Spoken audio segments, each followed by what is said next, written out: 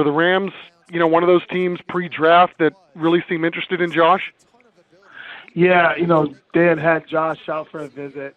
I know that their staff, knows the SEC well because their GM Les Need, who I know very well from his time in Atlanta, always had a good understanding of the SEC and the talent in the SEC.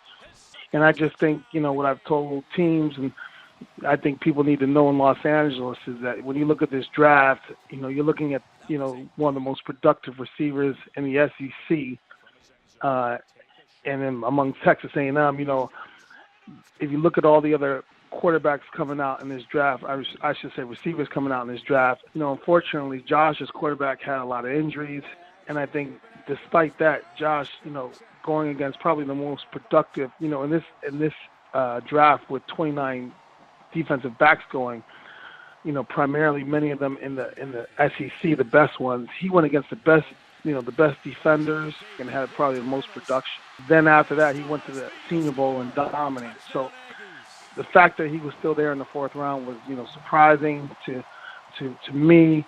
I think, teams don't always get it right, but I think the Rams got it right at the end, and they got a star in the future. Joe Cheek is another kid that's from our area. He went to A&M. He's on the Chiefs practice squad. The thing that stood out with him is that this kid works, and everything that he's gotten, he's had to work for. So, can you speak to, how that's going to play at the next level as well? Yeah, I think, a lot of times one of the toughest positions to make the transition to is receiver in the league. If you're a lineman, you can be physical. Defenders can pretty much be reactionary, but receiver, there's a lot to adapt to the coverages and the scheme.